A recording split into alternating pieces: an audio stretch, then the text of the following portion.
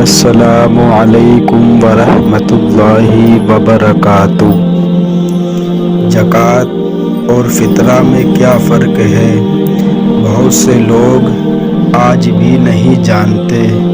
آج بہت سے مسلمان ایسے ہیں جو نماز پڑھتے ہیں، روزہ رکھتے ہیں، لیکن جب بات غریبوں کے حق کی آتی ہے تو یا تو یہ لاپرواہی کر دیتے ہیں یا ٹال دیتے ہیں۔ اسلام نے ہمیں صرف عبادت ہی نہیں سکھائی بلکہ مخلوق کی مدد کرنا بھی سکھایا ہے۔ اس لیے اسلام میں صدقہ اور فطرہ دونوں کا حکم دیا گیا ہے، لیکن افسوس کی بات یہ ہے کہ بہت لوگ ان دونوں کا فرق بھی نہیں جانتے۔ صدقہ کیا ہے؟ صدقہ وہ نیکی ہے جو انسان اللہ کی خوشی کے لیے کبھی بھی دے سکتا ہے۔ یہ صرف پیسے دینے کا نام نہیں ہے۔ کسی غریب کو کھانا کھلانا، پیاسے کو پانی پلانا، کسی کی مدد کرنا، یہ سب صدقہ ہے۔ یہاں تک کہ کسی کے چہرے پر مسکان لانا بھی صدقہ ہے۔ لیکن یاد رکھیں، اگر انسان کے پاس دینے کی طاقت ہو اور پھر بھی وہ غریبوں سے منہ موڑ لے تو یہ دل کی سختی کی نشانی ہے۔ فطرہ کیا ہے؟ فطرہ صدقہ فطر، وہ خاص صدقہ ہے جو رمضان کے آخر میں عید الفطر سے پہلے دینا واجب ہوتا ہے۔ یہ ہر اس مسلمان پر واجب ہے جس کے پاس اپنی ضرورت سے زیادہ مال ہو۔ ہر آدمی کو اپنے گھر کے ہر سدس کی طرف سے فطرہ دینا ہوتا ہے، چاہے وہ بچہ ہو، بوڑھا ہو یا عورت۔ اس کا مقصد یہ ہے کہ عید کے دن کوئی غریب بھوکا نہ رہے۔ ہر غریب کی ہر غریب عید کے دن خوشی محسوس کر سکے۔ سب سے بڑی غلطی کیا ہے؟ بہت لوگ عید کی نماز پڑھ لیتے ہیں، نئے کپڑے پہن لیتے ہیں، دعوتیں کر لیتے ہیں، لیکن فطرہ دینا بھول جاتے ہیں یا جان بوجھ کر چھوڑ دیتے ہیں۔ یاد رکھیں، اگر فطرہ ادا نہیں کیا گیا تو روزوں کی کمیوں کو پورا کرنے والی ایک بڑی نیکی انسان سے چھوٹ جاتی ہے۔ عبرت کی بات سوچیں، ہم ہزاروں روپے کپڑوں، موبائل اور دعوتوں پر خرچ کر دیتے ہیں، لیکن جب غریب کو دینے کی بات آتی ہے تو دل تنگ ہو جاتا ہے۔ یاد رکھیں، جو مال اللہ کی راہ میں دیا جاتا ہے وہی اصل میں ہمارے لیے آخرت کا خزانہ بنتا ہے۔ اللہ ہمیں صدقہ دینے والا، غریبوں کی مدد کرنے والا اور فطرہ صحیح طریقے سے ادا کرنے والا بنائے، آمین۔ اگر آپ کو لگتا ہے کہ ہر مسلمان کو یہ بات پتہ ہونی چاہیے تو کمنٹ میں لکھیں الحمدللہ۔ میرے بھائی، بہت سے مسلمان عید کی نماز تو پڑھ لیتے ہیں لیکن صدقہ فطر دینا بھول جاتے ہیں۔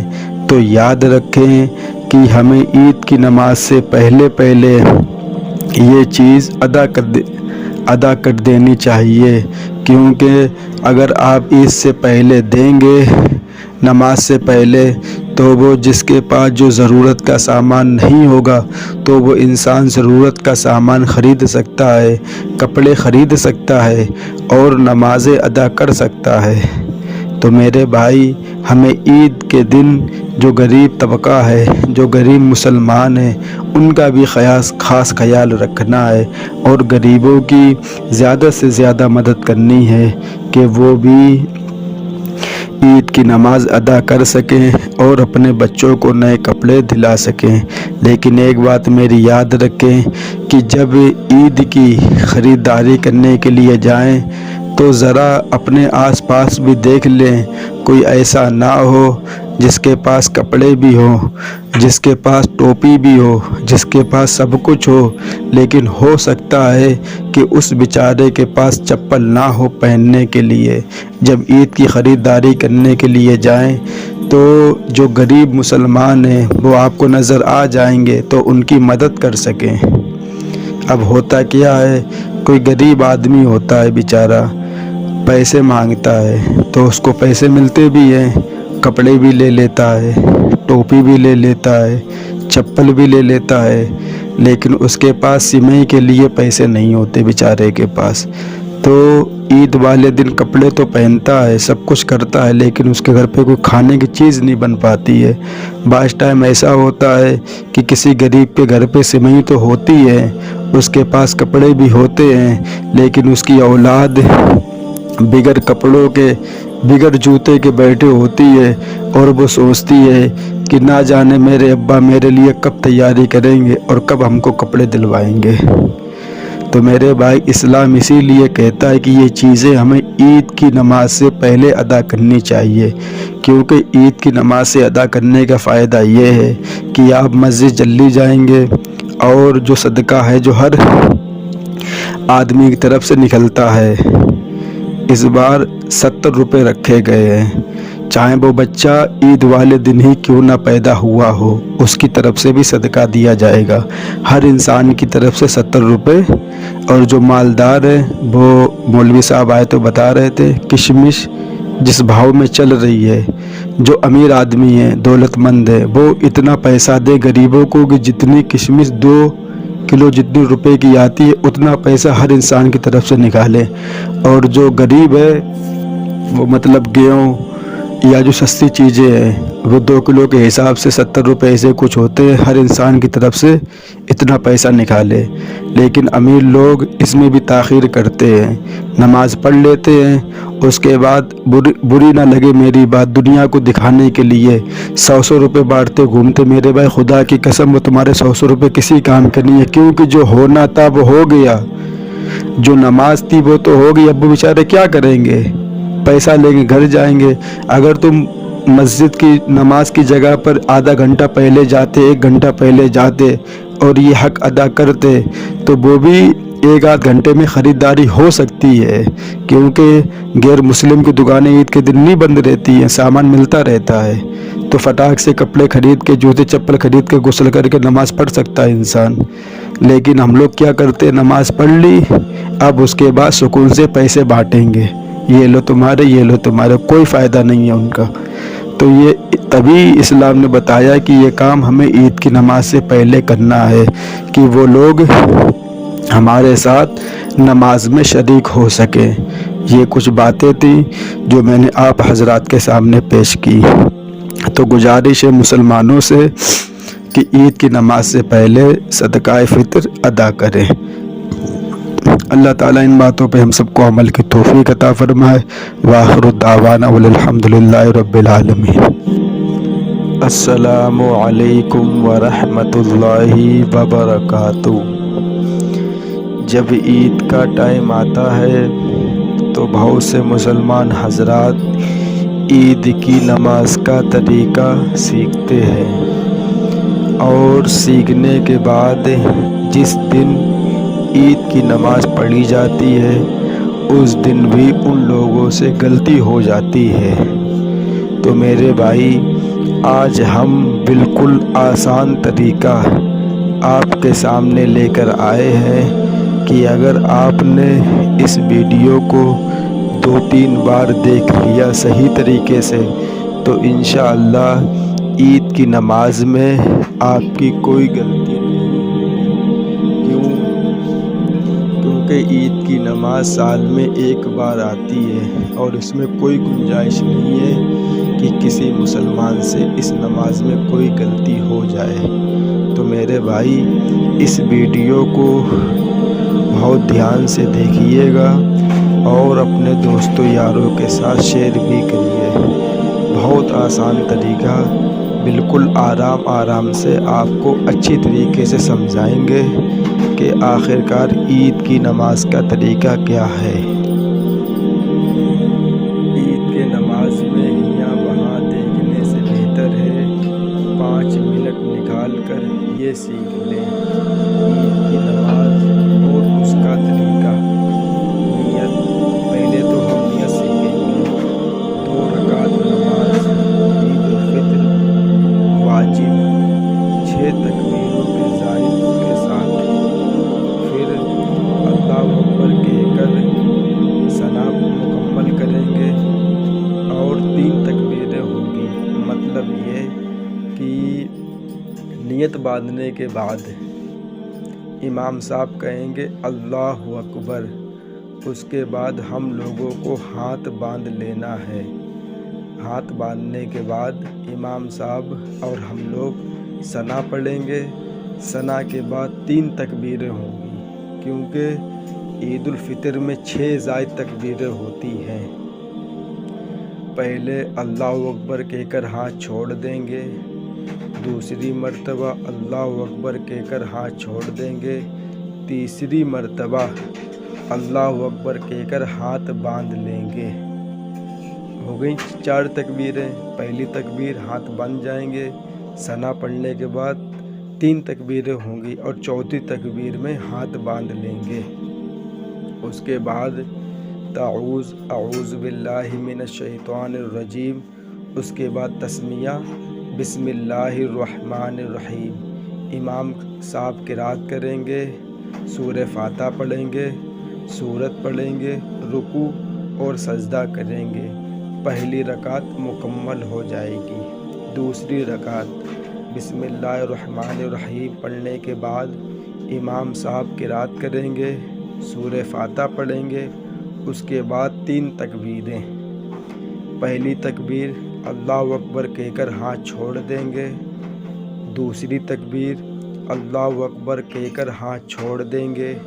तीसरी तकबीर अल्लाहु अकबर कहकर हाथ छोड़ देंगे। मैंने आपको पहले बताया कि 6 ज़ायद तकबीरें होती हैं और हर रकात में 4 तकबीरें होती हैं। एक तो नमाज की हो जाती है और जो 3 तकबीरें होती हैं वो ज़्यादा होती हैं।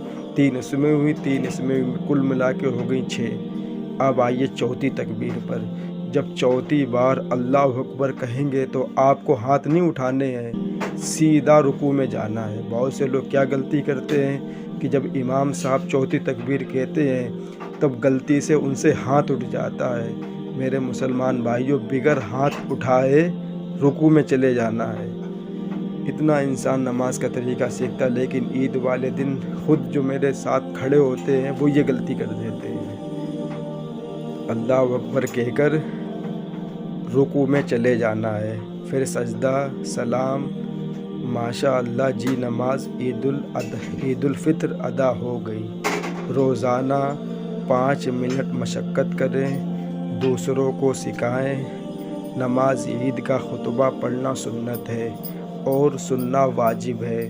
ये भी देखा जाता है कि हम लोग साल भर बहुत से मुसलमान हजरात नमाज़ पढ़ने के लिए जाते हैं, जैसे ही नमाज़ ख़त्म होती है फ़ौरन भाग जाते हैं। ऐसा नहीं करना चाहिए। हमको खुतबा भी सुनना चाहिए, क्योंकि ईद उल फितर का खुतबा वाजिब है, वो नमाज के बाद होता है। खामोशी से खुतबा सुनना चाहिए और उस नमाज के तरीक़े को आगे मज़ीद दूसरे लोगों को पहुंचाना आपका इखलाकी फ़र्ज़ बनता है, ताकि बर वक्त नमाज ईद उल फितर लोग शर्मिंदगी से बच जाएं। अक्सर नमाज ईद में लोग ज़्यादा गलती कर बैठते हैं। तो मेरे भाई, ये था नमाज का तरीका। हमने बिल्कुल आसानी के साथ आपके सामने पेश किया है। हल्की सी थोड़ी सी और बात कर लेते हैं कि जब पहली रकात होगी और जब इमाम साहब कहेंगे अल्लाहु अकबर, तो आपको हाथ बांध लेने हैं। किस लिए? सना पढ़ने के लिए। और जैसे सना मुकम्मल होगी उसके बाद 3 ज़ायद तकबीरें कही जाएंगी। पहली तकबीर में हाथ छोड़ देना है, दूसरी तकबीर में हाथ छोड़ देना है। जब इमाम साहब तीसरी बार कहेंगे, इसी में गलती होती है इंसानों से, अल्लाहु अकबर, तो आपको हाथ बांध लेना है। इमाम साहब सूरह फातिहा पढ़ेंगे, उसके साथ सूरत पढ़ेंगे, रुकू करेंगे, सजदा करेंगे। पहली रकात मुकम्मल हो जाएगी। दूसरी रकात में जैसे हम लोग नमाज़ पढ़ते हैं उसी तरीके से नमाज़ पढ़ेंगे। سورہ فاتحہ اور سورت مکمل ہونے کے بعد پھر تکبیریں ہوں گی۔ پہلی تکبیر میں ہاتھ چھوڑ دینا ہے، دوسری تکبیر میں ہاتھ چھوڑ دینا ہے، جب تیسری تکبیر ہوگی اس میں بھی ہاتھ چھوڑ دینا ہے، جو چوتھی تکبیر ہے وہ ہے نماز کی تکبیر۔ اور جیسے امام صاحب کہیں گے اللہ اکبر تو بغیر ہاتھ اٹھائے ہم لوگوں کو رکوع میں چلے جانا ہے۔ یہ ہے عید الفطر کی نماز کا طریقہ۔ اللہ تعالی ہم سب کو صحیح طریقے سے نماز پڑھنے توفیق عطا فرمائے اور ہماری نماز کو قبول فرمائے۔ وآخر دعوانا والحمد للہ رب العالمین۔ السلام علیکم ورحمۃ اللہ وبرکاتہ۔ رمضان ختم ہونے والا ہے، کان کھول کر سن لو یہ 5 باتیں۔ پہلے یہ 5 باتیں کر لیں، پھر اس کے بعد کچھ آگے باتیں کرتے ہیں۔ نمبر 1، رمضان کے آخری دنوں میں نماز، تلاوت اور دعا کو مت چھوڑو، یہی وقت دعا کی قبولیت کا ہے۔ نمبر 2، دل صاف کرو اور لوگوں کو معاف کرو، کیونکہ اللہ معاف کرنے والوں کو پسند کرتا ہے۔ نمبر 3، گناہوں سے سچی توبہ کرو، شاید اگلا رمضان نصیب نہ ہو۔ نمبر 4، صدقہ اور خیرات زیادہ کرو، آخری دنوں میں اس کا اجر بہت بڑھ جاتا ہے۔ نمبر 5، دعا کرو کہ اللہ ہمیں رمضان کے بعد بھی نیکیوں پر قائم رکھے۔ اب کچھ باتیں کر لیتے ہیں کہ جب رمضان کا مہینہ آتا ہے تو پورے امت مسلمہ نماز، قرآن کی تلاوت اور روزہ رکھتی ہے، لیکن بڑے افسوس کے ساتھ یہ باتیں کہنی پڑ رہی ہیں کہ جیسے ہی رمضان ختم ہوتا ہے اسی طریقے سے ہمارے گھروں میں نماز کا اہتمام ختم، قرآن کی تلاوت کا اہتمام ختم، اور جو نیکیاں ہم لوگ رمضان میں کیا کرتے تھے ایک ہی دن میں سب کچھ چھوڑ کر بیٹھ جاتے ہیں۔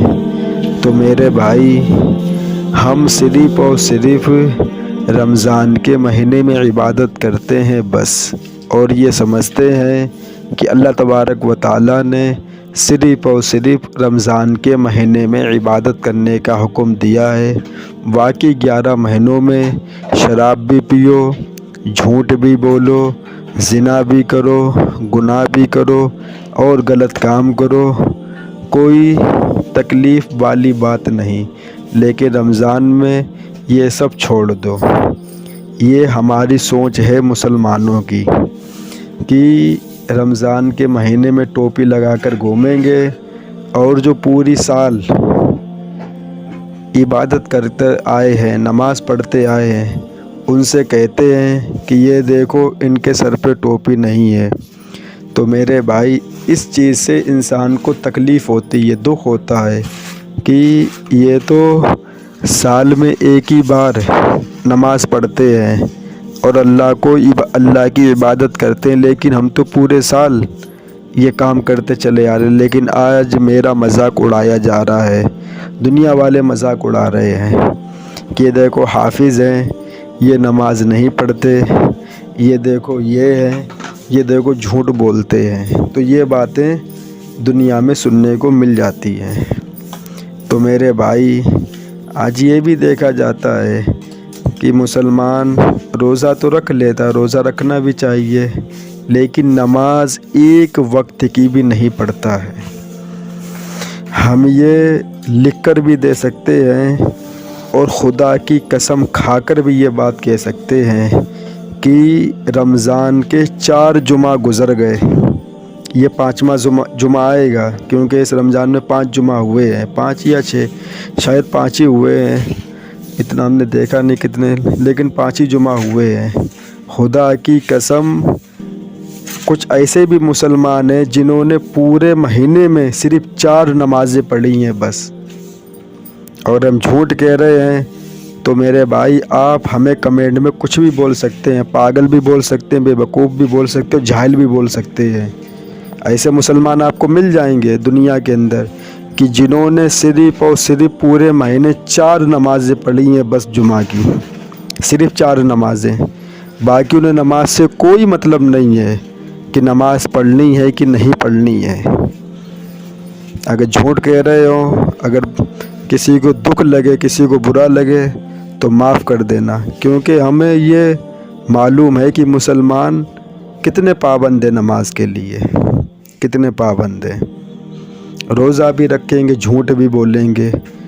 میرے بھائی آپ خاموش رہیں، آپ بولے ہی مت، بولو گے تو منہ سے جھوٹ نکلے گا، گالی نکلے گی، گندی باتیں نکلیں، تو آپ روزے دار انسان بولتا نہیں ہے، خاموش رہتا بیچارہ، کیونکہ اسے معلوم ہے کہ اگر ہم بولیں گے تو روزے میں بھی دقت پیدا ہو سکتی ہے، بھوک پیاس بڑھ سکتی ہے اور جھوٹ بھی منہ سے نکل سکتا ہے۔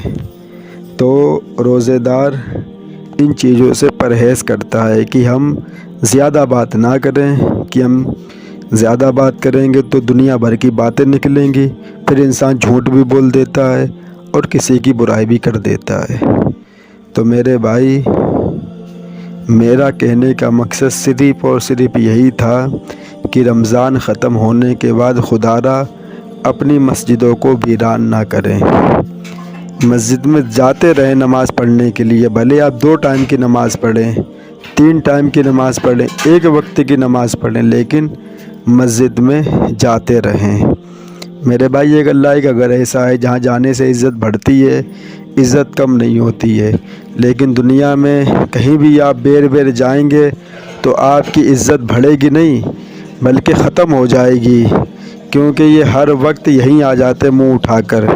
لیکن اللہ کا گھر ایسا ہے کہ آپ اگر 100 مرتبہ بھی جائیں گے تو 100 مرتبہ آپ کو عزت ملے گی، دن میں 100 مرتبہ بھی جائیں گے تو 100 مرتبہ عزت ملے گی آپ کو اللہ تبارک و تعالیٰ کے گھر میں۔ تو میرے بھائی، رمضان کے بعد بھی ان چیزوں پر قائم رہیں، جیسے ہم لوگوں نے رمضان میں جھوٹ بولنا بند کرا، دوسروں کی برائی کرنی بند کری، اسی طرح رمضان کے بعد بھی دوسروں کی برائی نہ کریں، جھوٹ نہ بولیں، اور جتنا ہو سکے اتنا اپنے آپ کو گناہوں سے بچائیں، کیونکہ 27 رمضان ہو گئے اور آج 27واں روزہ ہے، اور یہ آخری عشرہ چل رہا رمضان کا، اس میں اجر بھی بڑھ جاتا ہے اور گناہ کی سختی بھی بڑھ جاتی ہے آخری عشرے میں۔ تو میرے بھائی، اس عشرے میں زیادہ سے زیادہ دعا کریں اللہ تبارک و تعالیٰ سے کہ رمضان کے بعد بھی اللہ ہمیں ان چیزوں پر عمل کی توفیق عطا فرمائے۔ وآخر دعوانا والحمد للہ رب العالمین۔ السلام علیکم ورحمۃ اللہ وبرکاتہ۔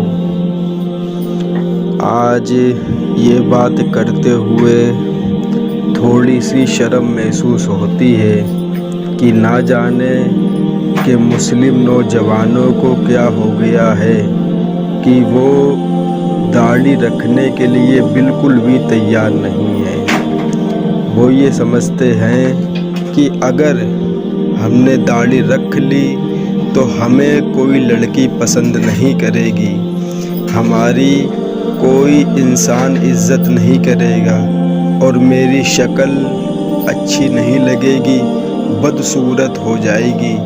خدا کی قسم، اگر داڑھی نہ رکھنے سے چہرہ خوبصورت ہوتا تو کسی کے نبی کے چہرے پر داڑھی نہ ہوتی، کسی اللہ والے کے چہرے پر داڑھی نہ ہوتی، کسی بھی ولی کے چہرے پر داڑھی نہ ہوتی، غوث پاک کے چہرے پر داڑھی نہ ہوتی، صابر پاک کے چہرے پر داڑھی نہ ہوتی، خواجہ پیا کے چہرے پر داڑھی نہ ہوتی۔ اس چیز سے معلوم ہوتا ہے کہ اللہ کی محبت اور نبی کی محبت پیدا کرنے کے لیے مسلمان کو داڑھی رکھنا ضروری ہے۔ کیوں کہ انسان نعرہ لگاتا ہے کہ ہم نبی سے محبت کرنے والے ہیں۔ ارے اللہ کے بندو، تم نے کون سی چیز اپنی زندگی میں اپنائی ہے جس کا تعلق نبی پاک صلی اللہ علیہ وسلم سے ہو؟ ہمیں نبی پاک صلی اللہ علیہ وسلم کو سفید کپڑے پسند ہے اور آج دیکھ لیں دنیا کے اندر کہ کون سے ایسے نوجوان ہیں، کون سے ایسے مرد حضرات ہیں جنہیں سفید کپڑے سے پیار ہو؟ نہیں پیار ہے۔ کیوں؟ رنگین کپڑے پہنے جاتے، کوئی گناہ نہیں ہے، لیکن نبی کی پسند تھی سفید کپڑا پہننا، لیکن آج مسلمانوں نے اس کو بھی چھوڑ دیا، سب آ گئے رنگین کپڑوں پہ۔ اور جو داڑھی رکھنے کا ہے وہ میرے خیال سے یہ ہے کہ سوشل میڈیا پر ویڈیو اپلوڈ ہوتی رہتی ہیں کہ داڑھی والے لڑکے لڑکیوں کو پسند نہیں آتے ہیں۔ سب سے بڑی وجہ یہ ہے کیونکہ دنیا میں ہم مسلمانوں نوجوانوں کا اللہ کو راضی کرنے کا مقصد نہیں ہے، نبی پاک صلی اللہ علیہ وسلم کو راضی کرنے کا مقصد نہیں ہے، ہمارا مقصد ہے لڑکیوں کو راضی کرنا۔ میری گرل فرینڈ ہم سے راضی رہے، اسمارٹ دکھے اس کے سامنے ہم۔ میرے بھائی، اس میں اور تم میں کیا فرق ہے؟ اس کا بھی چہرہ صاف وہ تو ہے اور تمہارا بھی چہرہ صاف، کیونکہ یہی وہ چیز ہے جو ہمیں عورتوں سے الگ کرتی ہے کہ یہ مرد ہیں اور یہ ہیں عورتیں۔ داڑھی آتی ہے چہرے پر یہ بتانے کے لیے کہ آپ مرد ہیں، آپ عورت نہیں ہیں، لیکن نوجوان اس کو کاٹ کر کہتا ہے کہ نہیں، ہم عورت ہیں، ہم مرد نہیں ہیں، لیکن داڑھی پھر آتی ہے چہرے پر اور پھر بتاتی ہے نہیں میرے بھائی تم مرد ہو، اللہ نے تمہیں مرد بنایا ہے، لیکن وہ کہتے نہیں ہم مرد نہیں، ہم عورت ہیں، داڑھی کاٹ کر یہ کہتے ہیں۔ تو میرے بھائی، اسی کے اوپر کچھ باتیں لے کے آئے ہیں حدیث سے آپ کے سامنے، داڑھی رکھنا اور نہ رکھنا، اور سائنس بھی مانتی ہے کہ داڑھی رکھنے سے کیا تبدیلی انسان کے چہرے پر آتی ہے۔ آج وہ سب باتیں آپ حضرات کے سامنے رکھتا ہوں۔ داڑھی رکھنے کی چند اہم وجوہات اور فضائل درج ذیل، رسول اللہ صلی اللہ علیہ وسلم کی سنت اور حکم، سنت بھی ہے اور حکم بھی ہے۔ داڑھی رکھنا تمام انبیاء کرام علیہ السلام کی سنت ہے، اور خاص طور پر ہمارے نبی حضرت محمد مصطفیٰ صلی اللہ علیہ وسلم کا واضح حکم ہے۔ آپ صلی اللہ علیہ وسلم نے ارشاد فرمایا، مونچھوں کو خوب تراشا کرو اور داڑھی کو بڑھایا کرو۔ صحیح بخاری اور صحیح مسلم کی حدیث۔ ایک مسلمان کے لیے سب سے بڑی سعادت یہ ہے کہ اس کی صورت نبی پاک صلی اللہ علیہ وسلم کی مبارک صورت سے مشابہت رکھے۔ مردانہ وجوہات اور فطرت، داڑھی مرد کی فطرت زینت ہے جو اسے عورتوں اور بچوں سے ممتاز کرتی ہے، اسی فطرت میں سے قرار دیا گیا ہے، یعنی یہ وہ چیز ہے جس پر اللہ تعالیٰ نے مردوں کو پیدا کیا ہے۔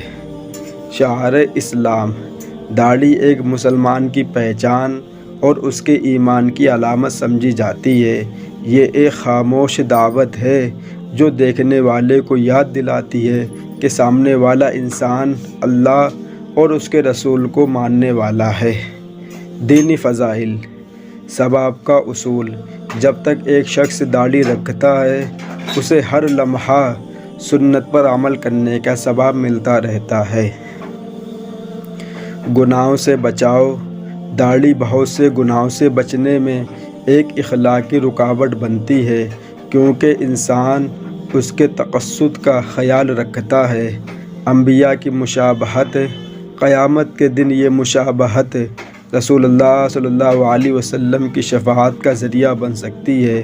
طبی فائدے، جدید تحقیق کی روشنی میں جدید سائنس نے بھی داڑھی کے کئی فائدے بتائے ہیں، جیسے یہ چہرے کی جلد کو سورج کی خطرناک اشعاؤں سے بچاتی ہے، مٹی اور ارجی پیدا کرنے والے ذرات کو سانس کے ذریعے جسم میں جانے سے روکنے میں مدد کرتی ہے، چہرے کی نمی کو برقرار رکھتی ہے اور جلد کو جلدی بوڑھا ہونے سے بچاتی ہے۔ یہ ہیں وہ چیزیں جو آج سائنس خود مانتی ہے کہ جو انسان داڑھی رکھتا ہے اس کو یہ چیزیں بالکل بھی نہیں ہوتی ہیں۔ تو میرے بھائی آج سے وعدہ کریں، آج سے یہ عہد کریں کہ ہم اللہ کے لیے نبی پاک صلی اللہ علیہ وسلم کی محبت میں داڑھی رکھیں گے، اور اپنے دوستوں کو، اپنے بھائیوں کو، اپنے ماں باپ، اپنے باپ کو بھی یہ بتائیں گے کہ داڑھی رکھنا نبی پاک صلی اللہ علیہ وسلم کی سنت ہے اور ہم لوگوں کو داڑھی رکھنی چاہیے۔